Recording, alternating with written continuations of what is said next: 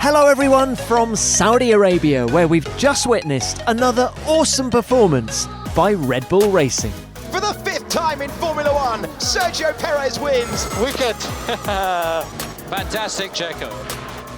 Sergio Perez dominated the race, and with Max Verstappen coming home second, having started 15th on the grid, the team got its second consecutive 1-2 finish of the 2023 season. Fernando Alonso came home third on track. He was then demoted to fourth after a pit stop penalty infringement before being reinstated into third after the penalty was reversed by the FIA stewards, unfortunately many hours after we'd recorded the show in the Jeddah paddock. It's a busy one for you. Lee McKenzie, Damon Hill and Pedro de la Rosa join me, Tom Clarkson, as we discuss the main talking points from the weekend. And we're joined by Christian Horner, Pierre Gasly, Kevin Magnussen and Yuki Tsunoda, and his trainer, Michael Italiano. We hope you enjoy the show.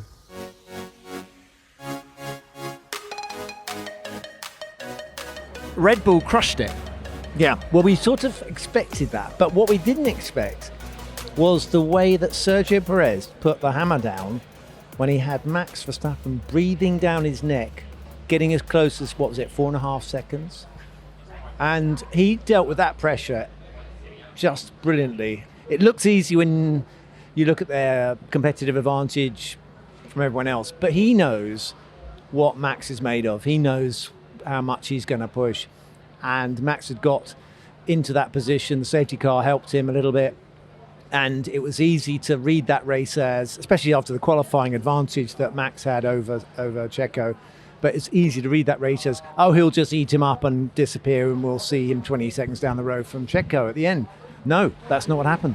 There was a really interesting bit of psychology going on in the press conference after the race, because remember, Max and Checo are sat next to each other and Max goes, I'm not here to finish second. Because I said to him, are you pleased with how it panned out, given where you started? And he said, I'm not here to finish second. No, doesn't like it. You have to say these are people who are here to win and not come second. It's the only thing that matters to them is winning. And he really has got pace this year, Checo, in this car. He said it's the one of the 3 Red Bulls he's driven. This is the one he feels most confident in. And he was, 1/10 of a second off Max in Bahrain last time out. He takes pole position here on his first lap in Q3, and I'm sure there was more in it had he not locked up on his second lap in Q3. And of course, Max had his problem. But yeah, I think Checo, he's got something about him this year. Yeah, now what happened last year? If you remember, cast your mind back, actually, Checo was competitive at the beginning of last year. And as the season progressed, Checo had more trouble keeping up with him. So time will tell. We'll see how it pans out. Why do you think Checo is so good on street tracks? He's won here. Last victory was in Singapore. Then he won Monaco, of course, last year as well. Is it all about margins? I don't know. Is he prepared to run it closer to the wall? Is he finding a limit that he feels happier on here than a conventional racetrack? I think he likes speed. He likes slippery tracks. I think he's good with, they call him a bit of a tyre whisperer. He's able to read. He was always very good when he was at Racing Point and teams before with judging how much he could get out of the tyres. Perhaps that's something to do with the nature of these tracks, but he's a good driver. I mean, the thing is, I've always been impressed with Checo from when he was leading that race, wasn't he, in Malaysia in the wet in the Sauber? Yeah, that was his first podium. It's first podium, and I remember thinking this guy's good, and I've watched him throughout his career, and I kept on saying, why does nobody give this guy a break? Hang on. To be fair to McLaren gave him a break, and he wasn't ready for that big opportunity. And that's a very sad fact. Is that I think he was wrongly interpreted. I think his laid-back, relaxed style was interpreted by that team as diffident and not trying hard. But I just think that's a mistake. I just think they decided he wasn't a good fit for their mindset, for what they wanted, and I think it went wrong from there. And he's clawed his way back, and he's got himself into place here now, where he's in a team like Red Bull, and he's tough enough to cope with the pressure that you get in a team like Red Bull. It's I won't say it's water for ducks back, but if he was a younger driver, as we've seen in Red Bull, younger drivers get crushed by that environment, and he's not going to get crushed. And do you think Christian Horner and Helmut Marko will let him have a proper crack at this championship? I'm sure they will, but I think they would prefer Max to win, and I think Max will ultimately prevail. I just don't think that Checo has the ultimate speed and ruthlessness that Max does, and the commitment to being quick. Damon, what does ruthlessness do for a racing driver? He wants to win. He's bloody quick. Yeah. What does ruthlessness do for them, other than maybe... I mean, maybe he does. Maybe he's stepped up a notch. Did you have ruthlessness when you were a driver? When I needed it, yes, absolutely, completely. And I would say... And how did that manifest itself? I think it's ruthlessness with yourself. Oh, okay. Not with other drivers. Yes, Sorry, I misinterpreted that. I think I haven't made myself clear. It's that commitment to yourself. It's that talking to yourself, and also not taking things lying down when things happen in a team, standing up for yourself and saying, no, I'm not going to get pushed around. I'm not going to let you do that to me. Working within a team. I mean, we just come from viewing this Pironi-Villeneuve story, which has come out on documentary, and what is interesting is how Didier Pironi went into the team and got the team on board with him. And there is an element of that you need to do. You need to be able to have someone in the team watching your back. I can remember when I was thinking of the people in Red Bull, there's Adrian Newey. When I was with Williams, I had Adrian on my back. It was not on my back. I mean, he had my back. He was making sure that I was properly looked after and got the correct gear I needed. And I have him to thank for becoming world champion. How do you get him? How do you get him on side? Is it, a constant supply of Chateau Lafite to his house? Or No, not bribery. No, it's simply there's key people in the team, and sometimes the attention is not equally distributed from one side of the garage to the other. And I think the investment, there's so much investment in Max as an individual, who is going to be the way that this team can fight for championships for very many years, that naturally you'd think the investment is going to go, the attention is going to go to Max. Less so with Checo, but Checo has stepped up to the plate, and he has shown he's not going to be pushed around, and he's not going to be pointed out as the weakest link. How alarming then is Red Bull's race pace in particular? I mean, there were moments in that Grand Prix, in fact most of that 50-lap Grand Prix, where they were more than a second a lap faster than anybody else. Yeah. But the good thing is, Tom, is that we believe that what we saw of the pace of them at the end of the race was their pace, because they were racing. Because Checo was going, he didn't want to be caught up by Max, and Max definitely wanted to catch him up. So we know that was their pace. It wasn't they could have gone 2 seconds a lap faster. Do we think they'd had the power unit turned down? Maybe. Given the reliability concerns? Well, I'm sure they would have gone into qualifying and gone, okay, we think we can still put it on pole at a good margin without giving it the full 100% on the power unit. And it's a long season. You need reliability. Don't forget they have a penalty. They have a wind tunnel penalty, cost cap penalty. We think that the field will catch up. Well, it's just a question of when. Well, it's a very interesting season. It's going to be very interesting when it does start to kick in. When you see Aston Martin, who are already competitive, have got how much more percentage? Is it 50% more? Yeah, time. 50% more time. You don't give that sort of advantage to your competitors, not when they're that close. Hang on, Damon. Co-star alert, teammate alert, walking down the paddock. Pedro de la Rosa looking beautiful in British racing green. What is the mood in the camp at Aston Martin after that one? I thought Fernando Alonso deserved his 100th podium. What did the man in green think? Well, I mean, to me, he went up in the podium. We shouldn't forget that it was a fantastic race, well driven. He had a 5-second penalty at the start. He pulled the gap. We were the second fastest car out there, and that's how it should be, Or if there's a penalty after the race or not, honestly, for me, it's not taking one single moment of excitement, because it shouldn't. It was a well-deserved podium. On top of that, Fernando physically went onto the podium. So I'm extremely happy about the weekend as a whole. Well, carry on. Hold that thought, Pedro, because we've got another new teammate alert. Delighted that Lee McKenzie from Channel 4 is with us. Rumour has it this is the highlight of your weekend in Saudi. Is that true? It is, and I'm pleased you've called me a teammate, because David Coulthard has just told me there is no such thing as teammates. Everyone hates each other, nobody's friendly. So if I'm a teammate for this gang, I feel much more welcome already. All right, racing drivers, what do you make of that? I was Is that a teammate true? with David Coulthard, and I'm shocked to hear this. This is news to me. What Now you know what he really thought of you. I know, I thought we were friends. Well, of course, you were a teammate with Jos Verstappen. Yes, Jos the boss. Yeah, he was a very good teammate actually. We got on very well, never had any problem. He was always, facing or being very straightforward. That's what you need with a teammate, no? I'm not sure whether Pedro is being totally sincere here. No, he was a good teammate, honestly. Honestly, we never had any... Because you were quicker than him.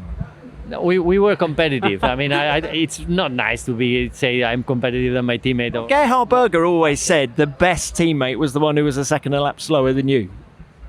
Yeah, yes. In a way, it makes your life easier. But it's good to have a teammate that gives good information and pushes you a bit. No, I hate to have an easy teammate. On Aston Martin and Fernando, I just want to say I heard his comments afterwards when they told him we interviewed him on Sky Sports F1. We interviewed him, and he went on the podium. The point is, he made the comment that the decision could have been given to him much sooner in the race, and then he might have been able to do something about it. I don't think there's a smarter guy who's ever sat in a racing car than Fernando Alonso, perhaps with the exception of Niki Lauda. I mean, I'm probably missing out. And Damon Hill and Pedro de la Rosa. And, Jackie Stewart and people and like Josh, that. But he is a thinking racing person. He's just, I was going to say machine, but he's not a machine, he's a person. But he's just amazing. He always impresses me with everything he does. I know you interviewed him this weekend, Lee, but I hang off his every sentence. Everything he says is worth listening to. Would you agree? I am constantly amazed by Fernando, and I actually said to him in the interview, he's been around a long time, and I can say that because I've been around a long time. I don't know how many sit-down interviews I've done with him. He's done card tricks, he's done everything. He is the most competitive person, but actually when you strip it down, there is no one I've spoken to more who knows more about the race, and he's been driving in it. He knows where everyone has finished. He knows every decision that's been taken by the FIA. He gets given a note when he comes into the interview pen, just in case there's something he's missed. He is so well briefed. He reads a race so well. He is just incredible, the amount of capacity he has for knowledge whilst he's driving. But he can't line up straight in his grid box, can he? You're right, but that is a bit harsh. Hey, so how difficult is it? Perhaps this is a question for you, Pedro. How difficult is it in these modern cars with the halo and the high sides to actually see where you are on the grid and whether you are a little bit too far to the left in his case? Well, when a guy of the talent of Fernando makes a mistake like that, it's because it's not easy. I think there's some contributors to that. He's one of the guys that is sitting lowest in the car, so it's even more difficult. I think that what you're looking most and trying is not to go any further from the yellow line, and sometimes you forget positioning the car to the side properly, on the box, and I think that's what he was focusing. He was focusing on the yellow line, making sure he wasn't going too further away, and he missed the side. He missed it. It was not perfectly straight. How difficult it is? Well, it must be very difficult, because if Fernando got it wrong, imagine the rest. Well, I spoke to Esteban Ocon. He did the same in Bahrain, and if Fernando sits incredibly low, Esteban is like a very friendly giraffe in comparison. And he said he just couldn't see, and he's been over it in his mind so many times, trying to work out what on earth went wrong. He's never ever done it before, and I just wonder, the fact that it's happened in race 1 to a driver, race 2 to a driver, hopefully we don't see any more of it, because it seems so unnecessary. It was not on purpose, or he was not trying to place a car a few inches to the left to get better grip, or it was nothing of that, It was just a blunt positioning of the car, too much to the left. Back in your day, guys, this happened quite a lot. I do seem to remember you guys not lining up in your pit boxes, and everyone thought it was okay. As recent, I'm looking at you, Damon, because I've only got 3 other people to look at, but as recently as 2015, actually, I was looking at a photograph of Seb Vettel in Malaysia, his first win for Ferrari. He was to his left as well, funnily enough, pointing more in the centre of the grid, and no one batted an eyelid back then. But I was much more relaxed in my day, and people would line up all sorts of positions. They'd be pointing across the track. They'd be, so long as they were roughly in the box, it seemed to be okay.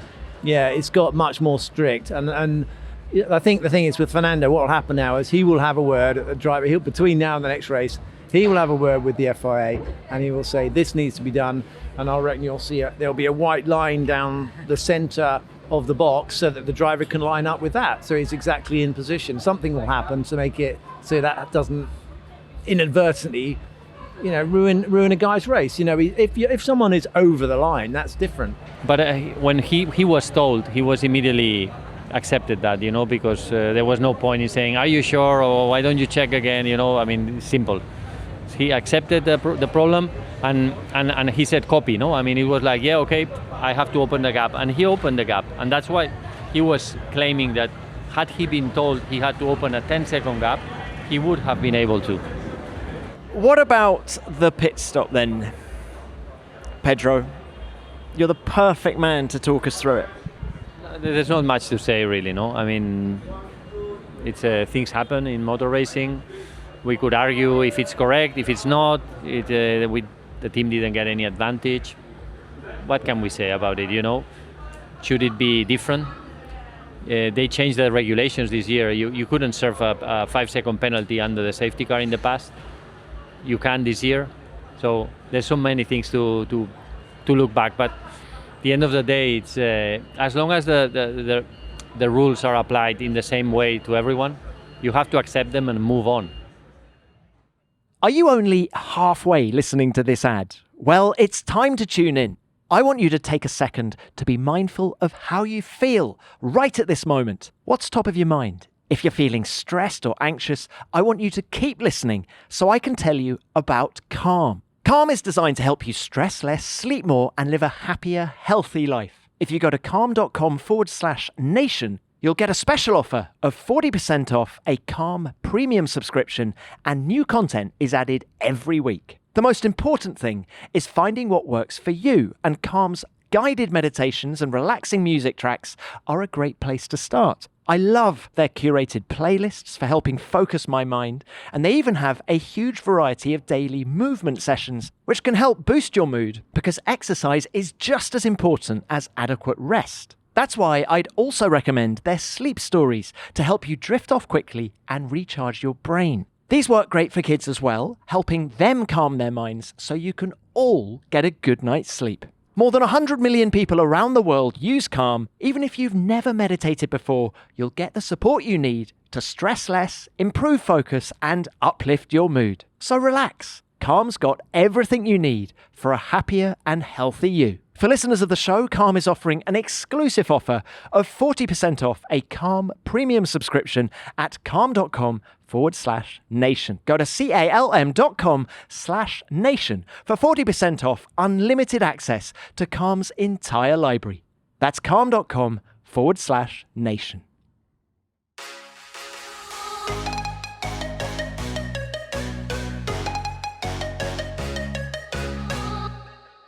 It's interesting, isn't it, how the drivers really love this track.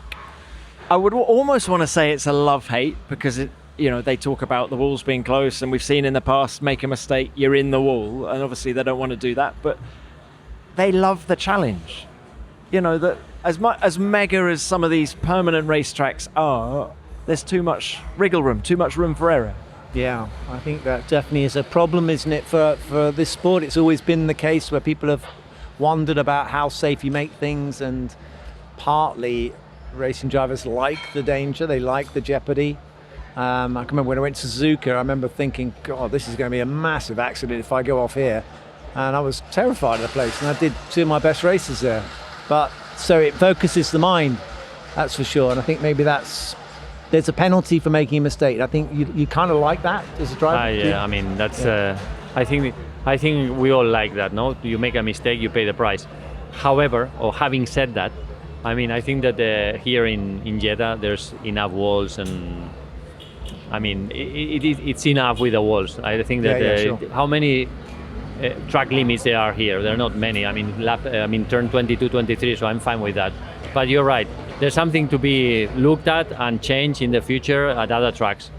It's unlikely it could be raining here, isn't it? I suppose that would be awful round here. Interestingly, somebody spoke to me earlier on in the week from the track, and they said that they were desperate to get rid of the image that this was just one ginormous crash fest. You know, I think, like, how many starts have we had, considering we've had 3 Grand Prix? That's not something that they wanted. So they did change the curbs, and they did try and make, move the fence back a little bit, just to try and make this not known for being, you can be the world's fastest street track, but you don't want to just be known for crashes and cars snapping into. I agree, and I think everyone was very positive about the changes the track and the FIA had made. But let's go back to the race team, and final question about Aston Martin. Your race pace, can you pull your socks up? You were still more than a second a lap slower than Red Bull. Man, he's pushing now. It's right. There is no such thing as teammates. It's not really his team either. It's not. Tom, I think we should not forget where we're coming from. No, I think that we have to get our feet back on the ground. But what was interesting in this race was the fact that both Red Bulls at one point were fighting and were not hiding or managing tires or anything. Here we go again. DRS open. Oh, that's a pass and a half for Kevin Magnussen to take the final point. Scrumptious from K-Mag. Scrumptious. We're joined now by Kevin Magnussen. You got the point. What an amazing race by you. You must be thrilled. Yeah, I'm very happy. I mean, we didn't really start the season in a super good way. In Bahrain, we were struggling a bit for pace, and also tire wear was a big issue. But I mean, Nico showed that the car had potential by qualifying in the top 10 in Bahrain. So it was just about unlocking, the feeling and getting the confidence with the car. I didn't really get, a good first date with the car, first impression. But I feel like I made a step this week, so that's good. Great battle with Yuki Tsunoda as well. Yeah, he did a good job, I have to say. He not only in just defending, but also always positioning the car where I needed the downforce. He was going wide in places he didn't need to, where I was going to find clean air and stuff. He was really doing well. So I was like always very close to him into turn 20 last corner. But he was getting super good exits out of the last corner, so I couldn't get him into turn 1. And if you overtake in the last corner, then he has DRS for the main straight. So after trying 2 times, I decided to go for it in the last corner, and then I knew he would come back with DRS, but managed to get past him. You won't have heard this probably yet, Kevin, but he came on the radio after you went past him, and he let out a massive scream. It was about frustration. So you can hear that later when you if you ever watch the race back. He did a good job, actually. I think he did a good job. In terms of the Haas heading to Albert Park, do you have any idea where you are? Is it still lots up for grabs? It's so tight, the whole, the midfield, the whole field basically, except for Red Bull there. It's super, super tight. So I hope we can still be in contention. I feel like we are stronger in one lap than we are in the race, but today we showed we can still fight in the race. I actually feel like we had better pace than the 2 Alpines as well. So I know a few guys didn't finish, but still we look like we're in the hunt. Are you happy with where the car's at? Yeah, I mean, you're never happy. But I'm satisfied that we've done a good job with this car.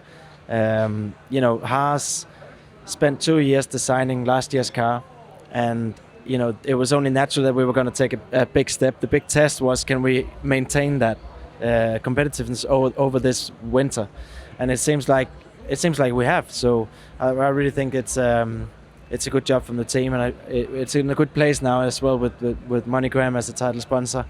With lots more resources, it seems like everything you ask for is being looked at, and there's some traction there. Less reasons for Günther to swear? No. More reasons, I would say.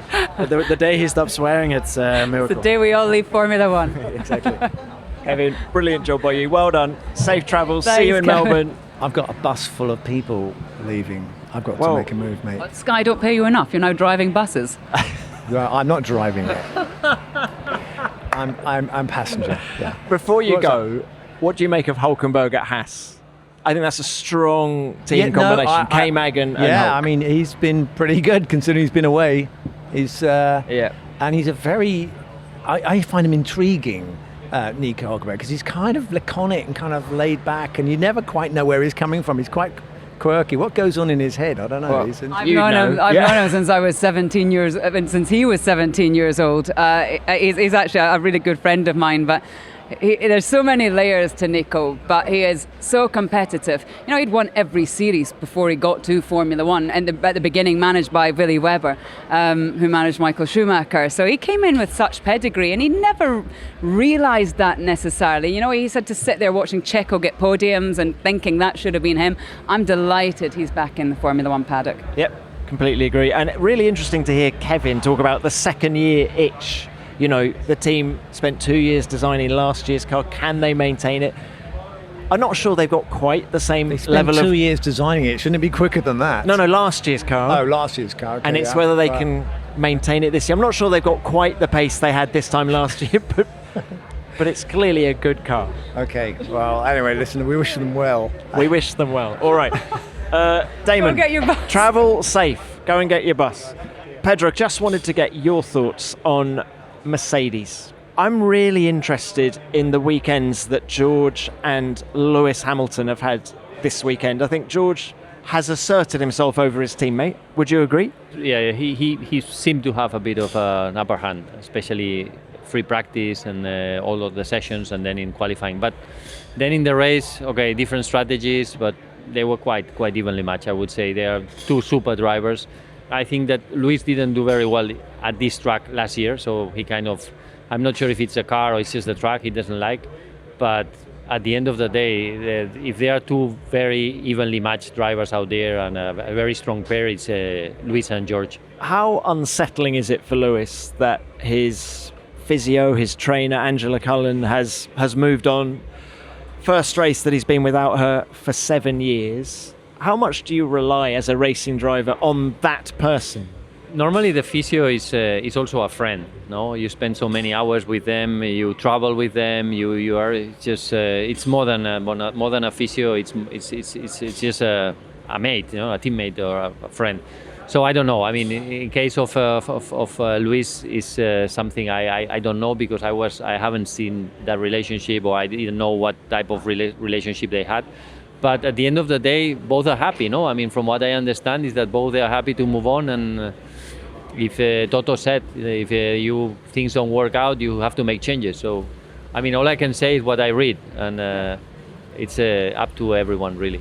What stood out for me more with Lewis was his interviews yesterday, when he was just so down and despondent and sort of confused. And it's not often you hear him saying that just didn't understand the car underneath him. It sort of took me back to the last years at McLaren for him in many ways. You know, that's when he was last sort of seen like that. And yet when he had the car underneath him today, when he came off the hard tyre, he got that fight back. You could tell he was back, absolutely loving it.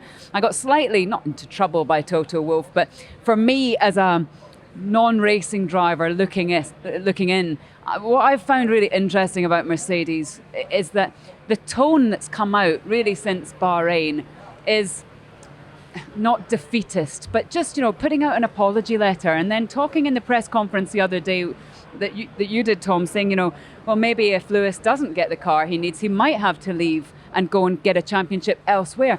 You know, this isn't football. This isn't a football manager getting kicked out after one race. I just find it really strange because, and Toto said no, it's because they have such high standards. That is how they measure themselves. It's not as bad as it was last year, you wouldn't think. Maybe the gap to Red Bull is, but is it really that bad? I don't really know. You know, I mean, Toto seemed very confident after the race that they are making good steps with the new car or the new concept they are testing or in the wind tunnel. So I really don't know where the development program sits or what they're trying. I just hope that it's not quick enough, you know, that we have more races to go to experience this performance level of our team. We are also developing our car in the wind tunnel, in the factory. So let's see, you know, let's wait and see what the future brings. I think that I find it quite interesting how much more competitive or how competitive the Red Bull team is. I think this is not good. This is really, the gap is today appeared to be huge at one stage with hard tires, when everyone was struggling to make the tire work, and Red Bull were fighting each other, with no tire management whatsoever. It was impressive and also worrying. Where are they finding that pace? Everywhere. I mean, I think they have a fantastic car. They're quick on the medium, low speed, high speed corners. They have a very efficient car on the straights. Their DRS is working fantastically well as well for qualifying. So I think that I can't see any weak point, because they are really good on tire management as well. Not only on the soft compounds, but also on the hard compounds. So they've done a super job, and the only thing we can tell them is well done, but make sure that we close the gap. Not us, everyone has to close the gap. Yeah, Checo said to me yesterday that this car is so much better than last year's. I mean, that must put fear into all the teams up and down this paddock, especially, let's not go back too far, just to Austin, when they were handed out a penalty, which a lot of people maybe thought things would balance out, or at this stage certainly. Doesn't mean to say it won't happen later on in the year when other people can develop, but there doesn't seem to be much disadvantage if the drivers say the car's better. They've got to make hay while the sun shines, don't Absolutely. they? I guess. Because, I mean, look, you guys at Aston have got, 50% more wind tunnel time than them this year. So you would have thought, if this is still the aero formula that we think it is, that you will close the gap as the season progresses. Well, that's what the team is working night and day to close the gap, but we will see, I mean, everyone is trying their best. It's true that we have more time, but then halfway through the year there is a revision to where you're sitting in the constructors, and then you are allocated a different number of hours. So we'll see. I mean, the reality is that you don't know what the other people are doing. You only can focus on yourself and try to do the best, and that's what we're doing. Everyone's been telling me this weekend that Red Bull are somehow able to run their car lower than the other teams. And Damon said, what was it? He said last week, didn't he, that Adrian had told him that he spent more time working on the suspension of this car than he did the aerodynamics. Does that tell you where the lap time is now? No, I mean, that tells me nothing, I mean, what is clear is that... What do you mean that tells you no? I think that's actually quite significant. If he thinks ride height and suspension is more important than aero, or not? I mean, Adrian always has said that, especially with a ground effect car, you have to concentrate not only on the aero but also on the suspension, on the ride height. A long time ago. However, when any technical director or a person of the knowledge of Adrian tells you that you have to focus on the suspension, it's just that you need to focus on the aerodynamics, because they are obviously trying to divert the attention. I think that the car is very good everywhere. I mean, it's good on mechanical grip, on aero, downforce, and efficiency. It's just a very good car, full stop. But what can we do? We just have to keep working and developing, making sure that they don't disappear in the distance. Are you going to do a hill now and leave us? Yeah, I'm going to leave. I'm going to do that Damon, but not on a bus. I'm going to do it on a DBX 707. You're so on message. That's Damon is so low rent. Pedro, thank you so much for your time. It's great to see you. What's your next race? Next race, I will be in Miami. I'm not going to the next two in Australia, Baku, but I'll be there in Miami. Bring your white suit, all Don Johnson-esque, Miami Vice. Absolutely, I have it prepared already. Yes. I'll be in roller boots serving cocktails.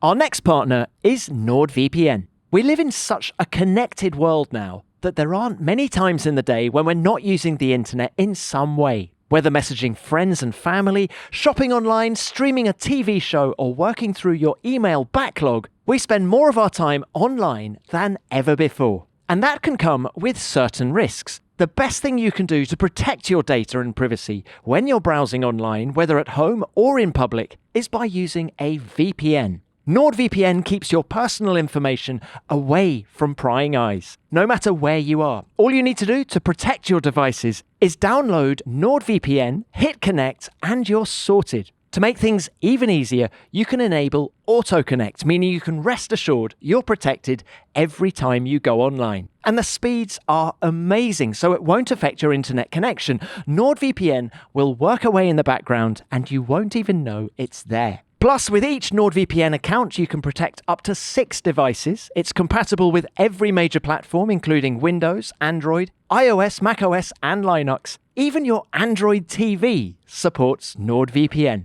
So grab your exclusive NordVPN deal by going to nordvpn.com/F1Nation to get a huge discount off your NordVPN plan, plus a bonus gift. It's completely risk-free with Nord's 30-day money-back guarantee. Christian Horner, thank you very much for your time. A pretty happy ship here at Red Bull. Yeah, look, I mean, an amazing weekend of great recovery, obviously, after the difficulties with Max yesterday. So 15th to 2nd, and Checo, his 5th career victory, 4th victory for us, and since probably the best drive of his career, I would say. I think people up and down this paddock are thinking it's ominous signs after what you've done in Bahrain and now here in Saudi. Well, look, I mean, we've built a great car. It's a testimony to the great work that's gone on behind the scenes by the whole factory. Because, of course, what you see at a Grand Prix weekend is only 10% of what the total team is.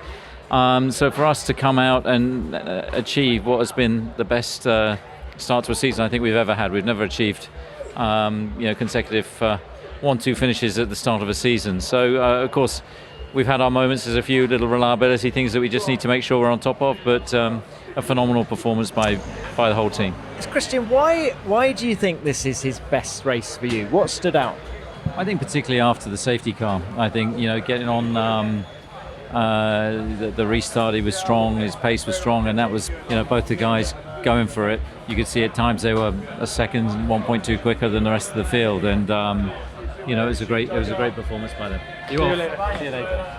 That's Checo just saying goodbye there. Bit of high-fiving going on. Yeah, I mean, his 18-hour flight home will be a lot happier after today's performance. So, wonderful job. What about this reliability? I know that there was a concern on the Friday night in Bahrain. It then bit you during qualifying on Max's car here. How concerned are you? Of course, it's always an issue, and you're pushing the boundaries at all times. But it was an annoying issue yesterday. In many respects, it was lucky it did happen yesterday, because another 3 laps and it would have been the first lap of the Grand Prix here. So the most important thing is obviously to understand the issue and then address it. Just before we let you go, Christian, let's flip it on to Australia. With all the success that Red Bull has had at various tracks around the world, it's incredible to think you've just won at Albert Park once. Yeah, it's usually an early race in the season, so it's not been a happy hunting ground for us. But it's one of the best trophies on the calendar. It's that silver steering wheel, which it is. It's fantastic. So if we could have a great race there. Mind you, it's quite a big trophy, and you've got quite your trophy cabinet is bursting at the seams. There's always room for another. Of course there is. Christian, well done. Very brilliant. good. Great job. Great job. Thank you so much. The despair of a race-long work coming undone for Yuki Tsunoda. 11th in round 1. Looks like he's going to be 11th in round 2. Okay, we have literally just rugby tackled Yuki Tsunoda, who is desperately trying to leave Saudi Arabia, and we've asked him to stop. So we will. We shouted. We did shout at you, and I'm sorry for shouting at you. Great battle with Kevin Magnussen. Just got you at the end, though. Yeah, I mean, at that moment, it's just really, I don't know how, I cannot describe with the words. I was just frustrating, but at the same time, really disappointment, just really losing the points. We just last 4 laps. I was fighting like more than 10 laps. So, yeah, just really, really crazy moment, but in the end, team did a good job. I mean, maximized definitely the performance. So, yeah, we have to definitely satisfy us with the performance. Yeah. Yuki, you showed great racecraft. Yeah. It was a brilliant battle, wasn't it? Thank you. Yeah, really, really good job. Yeah. Yeah. Now, Michael, can you come in? Because I think this guy he's never looked fitter. He is fit. I mean, I'm backing myself up here. Fitter than him. On the bike, he's fitter than me. I'll give him that. Everything. Okay, now, because you, of course, used to be Daniel Ricciardo's Yep. physio, trainer, I want to do some comparisons here. Where does Yeah. Yuki stack up compared to Daniel? Okay, well, I'm going to get shot in the foot here. But before I comment, just to realise, like, Daniel's 33, so when you get older, you need to train smarter, not harder. When you're 22, you get a pretty high threshold and you bounce back pretty damn quick. So Yuki... Good points. Exactly. Oh, yeah. So from a training load where I've been smashing Yuki, but he bounces back and he's very hard to keep up with. He reminded me what it's like to be a 22-year-old. That's why he was sprinting out of the paddock before we actually stopped him. Can I just ask you, it's so tight in the midfield just now. Do you actually know where AlphaTauri are just now? Because it's difficult to work it out. Well, to be honest, we're not in, like, for example, P7, P6 in team constructors currently. If we see in qualifying especially, consistency is a little bit poor. To be honest, it's like maybe P9, P10 or P8 around there. Depends on the track. Yeah. But I would say we still have couple of more races. We're planning good amount of development through the year that we couldn't even achieve last year, those places. So hopefully we can achieve those places good. Each is important is to develop the car, each updates, good step every time. So we have, in the end, a good car. So yeah, you just have to extract the performance just for now. Just waiting for the opportunity to score points, and myself just keep working hard for myself. And yeah, I mean, just have to wait an opportunity. If the opportunity comes, just of course flat out and score points. Yeah, You'll do that, won't you? Yuki, get some points, because it's been P11 at 2 races I know, now. it's so close. Don't want to every time, remind you, so, but yeah. roll on Melbourne. Another opportunity there. Melbourne is a home track from Michael. That's right. So Local hero. Good vibes. I know. Good vibes coming from Michael. I guess okay. I can have good tips from him for the track. So No, he'll be telling you all the good places to go in Melbourne. Coffee. I'll give him some Aussie slang just to really warm up the hearts of the Aussie fans. I reckon I'll Start now. Well, I'm going to give him a Sharon, a football. It's like an Aussie rules football. I'll just get him to Called a Sharon.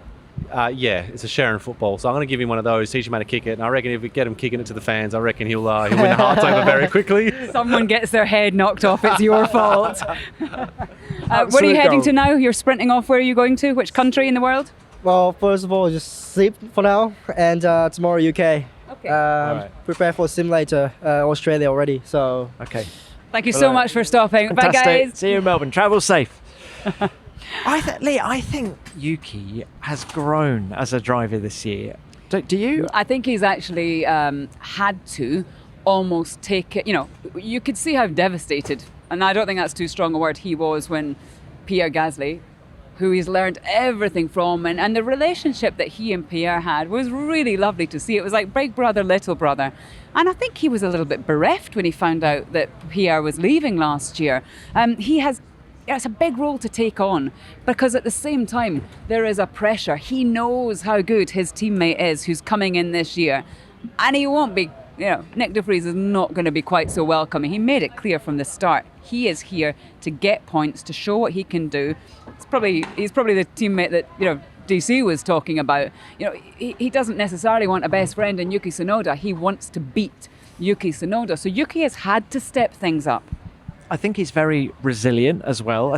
I love Franz Tost, the team principal, but I think it is the school of hard knocks. It's tough love, isn't it? Oh, if there's any love. Oh, yeah. I don't think there's any love. He walked past when we were speaking to Yuki and he looked furious.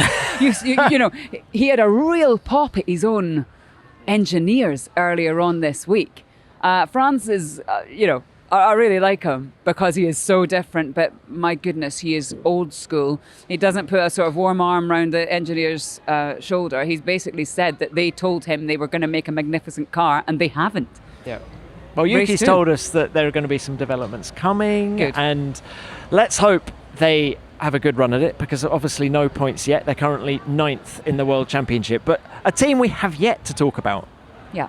Ferrari. We've walked down to Ferrari. It's pretty quiet inside at the moment. The pack-up is well and truly underway.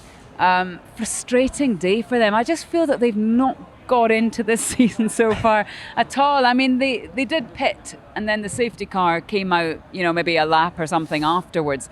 But even then, they didn't make any headway. I mean, Charles started the race on the soft tyre. That didn't really seem to to really work for him. I think he got up to 7th, but yeah, it's just a bit of a head scratch. The whole business. I mean, Frederick Vasseur actually did say after the race that, don't feel sorry for us. It doesn't matter about safety cars. We need to put ourselves in the best position. We will be there. He's got fire in his belly, that's for sure, because he doesn't want this just to be a hangover from last year. He's a new guy in charge, and he wants to instill energy, but no matter what they're trying to do over the last 2 races, it hasn't worked. Yeah, and Charles Leclerc said as much after qualifying. That sensational quali lap to P2, where he was, just a couple of tenths behind Sergio Perez in a Red Bull? Absolutely, but Team radio is a great window into the insight as to what's going on in the cockpit. But even in the race today, you heard the frustration when he had left a bit of a gap, not knowing that Lewis Hamilton was going to come out in front of him. And then he went onto team radio and was like, Xavi, you need to tell me this. Should he have just kept the gap, tighter? Possibly. But the frustration is already there in his voice on team radio, being played out to the world. That's a really good point. It had echoes of last year, didn't it? We've sort of seen all that. And Ferrari, of course, having those reliability issues that made Leclerc drop those 10 places from P2 to P12. It's frustrating times, and you look at the gap between them and Red Bull, obviously, but it's actually them and Mercedes and Aston Martin as well, isn't it? Yeah, I mean, the Aston Martin thing I find just intriguing. Fernando didn't know if it was like a Bahrain spectacular. Then he comes here and it's still a punchy car. He'll go to Albert Park. We don't know about the Aston Martin there, but we do know Fernando Alonso has had some huge moments in his career, both on the track and in the air and in the gravel trap. So I think, he will walk into Albert Park and he will have the crowd behind him. He'll have swagger. You could hear the crowd here when he was getting interviewed, about to go on the podium. He got the best reception out of any driver here this weekend. It is absolutely incredible. He's got his mojo back. And that will feed into Aston. And they, as you quite rightly said to Pedro, can keep developing. They have so much more wind tunnel time. I'm fascinated to see how this goes, or how long it goes towards the end of the year. And you also sense that this is the best version of Fernando Alonso that we've seen for a while, right? The really good guys, when they get a good car, rise to the occasion. Since 2013, possibly. You reckon as long ago? Well, that was when he got his last win in Spain, wasn't it? So yeah, he won in Spain in 2013. I think, off the top of my head, it's when you start a stat and you wish you hadn't. I think he started from 5th and then went on to win the race. But, at that time, I spoke to him, the muscle memory kicks in. He now remembers these moments, the feelings, the joy, the excitement, the wheel-to-wheel racing. Not wheel-to-wheel racing for 17th and 18th, wheel-to-wheel racing right at the very front, mixing it up with the best drivers in the world. He is one of the best drivers in the world. We've just not seen it because he's not had the car for the last few years. And when him and Checo were lining up on the front of the grid today, Checo is a brilliant racing driver, but there was something about Fernando Alonso that made me think, he'll be leading by turn 1. Well, you would say that in previous... Am I being unfair? No, in his previous career, even when he was dragging a Ferrari round that wasn't fit for his purpose at that time, he was really outperforming the Ferrari that he had underneath him. He could start from 7th and it'd be up to 3rd by turn 2 at many, many racetracks. He's always been a fantastic starter of a Grand Prix. So from that point of view, I think you'd always put your money on Fernando. Okay. Can we just drag this man into our conversation? Pierre, fantastic to see you in the points. How does it feel? Good weekend? You got a smile on your face? Yeah, I'm going home now. The smile's gone since we stopped him, to be fair. No, I think it was a decent weekend. Looking at the entire weekend, we finished in the top 10 all sessions from P1 until today. So another points finishing, and definitely some good stuff to build on. Felt like I wish we could have been slightly closer to the Ferraris today and maybe a bit more in the fight for bigger points, but unfortunately that's what we had. And on my side is still figuring out how to really maximize that car. I felt P3 really good in the car, the best I felt since we started, and qualifying didn't feel as good, and today struggled a bit more than than earlier in the weekend. So yeah, still learning about that car, about that team, and but well, to be fair, I don't think there was much more on the table. Would have been 8s, 9s or 8s. That's pretty much where we are at the moment. Pierre, try and put the fans into the cockpit. Just to explain how different this year or this Alpine is to the car that you've been driving the last couple of years. It's these cars look the same from outside, but it's just, even as a driver, it's quite like surprising how different it can feel from the inside. Like just the steering assistance, the ratio, how fast the car is turning into the corner, how much you can carry the brake into the corners, the way that's how smooth you gotta be with one car or the other. It very varies depending on the car that you have available, and it's not like I really need to change, but it's more like how do you suit my driving to the car I'm driving, how much needs to be coming from me in adapting and what the guys can give me. So that's a little bit what we're figuring out at the moment, but I'm pretty happy with the sort of base that we have after 2 weekends here. Pierre, we're definitely going to let you go. All right, I'll see you guys. Thank you so Thanks much. for your time. Thanks for your Travel time. safe. Bye. Thanks, Pierre. So the top 10 looked like this. Sergio Perez got win number 5 of his career and his first here in Jeddah. And he was followed home by his teammate Max Verstappen, who'd climbed through from P15 on the grid. And Fernando Alonso was reinstated to third place long after the end of the race, with George Russell fourth in the lead Mercedes, followed by Lewis Hamilton in fifth. Then came Carlos Sainz in the lead Ferrari in sixth, followed by Charles Leclerc, who climbed through from P12 on the grid. In eighth was the lead Alpine driver Esteban Ocon, followed by Pierre Gasly in the other blue and pink car, with Kevin Magnussen rounding out the top 10 in 10th. The Drivers' Championship looks like this. Max Verstappen is in the lead on 44 points, just 1 point ahead of his teammate Sergio Perez. Fernando Alonso is third on 30 points, with Carlos Sainz fourth on 20. Lewis Hamilton is then fifth, George Russell sixth, and Lance Stroll seventh with 8 points. In the Constructors' Championship, Red Bull already have a commanding lead. They have 87 points, with Aston Martin next on 38 points. Mercedes are tied with Aston Martin on 38, with Ferrari in fourth on 26, Alpine in fifth on 8, Alfa Romeo sixth on 4 points, and Haas in seventh with 1 point, Williams in eighth with 1 point, Alpha Tauri have yet to score in ninth, and McLaren are last of all in 10th. Oh, Tom, I think we are just about the only people left in this paddock, which means that they're probably all thinking they've turned their attentions to Australia. Maybe we should do the same. After years of Aussie grit Mark Webber and then Daniel Ricciardo, there is a new kid in town in Oscar Piastri. But it's been an interesting first couple of races for him. A great performance in qualifying here yesterday. But what's going on at McLaren? Well, it's slow in a straight line, isn't it? But actually, do you know what? Really good point. He was mega in qualifying, wasn't he? He qualified 9th, started 8th, started alongside Lewis Hamilton in his second Grand Prix, kept his nose clean, almost, then at the exit of turn 2, but I think that was just a racing incident. I've been really impressed by him. But yes, as you say, McLaren are struggling. We're being told that there are lots of developments coming for Baku, but they're currently 10th.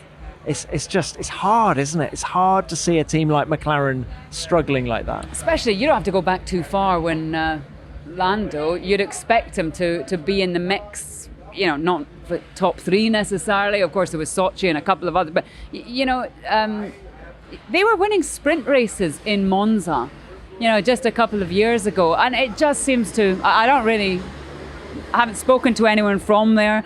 I don't know what they're saying. You mentioned, I know there's a load of updates coming for Baku, but Baku.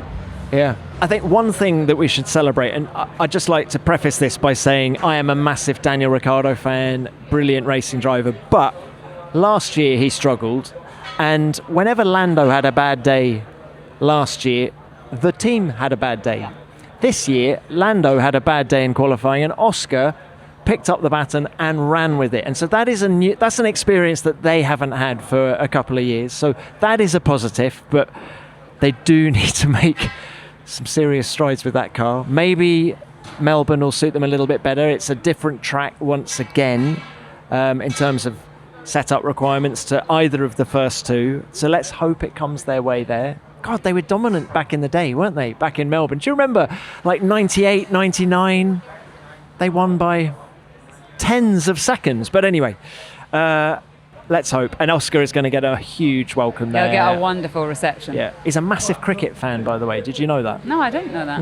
I know he went to Haileybury School, didn't he, in the UK since he was 14 years old. They've got a very good cricket pedigree, but I think as well, a lot of Australians, because he came over to the UK so early, unless they've been following F3 and F2, might be like, who on earth is this kid? Yeah. Which I think is a really nice sort of added bit of excitement for the fans over there, but also for Oscar as well, just to sort of explain who he is, why he's so good and why he deserves his place in F1, which he undoubtedly does. All right, well, it's been a fabulous weekend here in Saudi Arabia. Thank you. Welcome to the team once again. again. I've loved being on the pod is what I was going to say. It's a pleasure to have proper teammates for once. Now let's check in with our F1 fantasy team, F1 Nation Racing. Our two constructors for this race were Red Bull and Aston Martin, and our drivers were Verstappen and Alonso, then Leclerc, Albon and Hülkenberg. Full points from Red Bull today, so great job by them, and Aston was still the second fastest car. As for our drivers, poor Alex Albon didn't make it to the end with his brake issues, and Nico Hülkenberg was quick once again, but failed to score. How did you get on? We'll check up on our league next Monday. If you'd like to play F1 Fantasy, it's totally free. Just search online for F1 Fantasy to sign up. Then choose your constructors and drivers using a $100 million budget, and you can join our league at any time. To compete against us and other listeners, search for the F1 Nation World Championship. I know some of you have had problems finding it, but please keep looking. It's definitely there. Well, it's been quite a weekend here in Saudi Arabia. I hope you've enjoyed listening to the show. We'll, of course, be back next Monday with a preview of the Australian Grand Prix. But for now, thanks for listening. F1 Nation is produced by Formula One and Audio Boom Studios.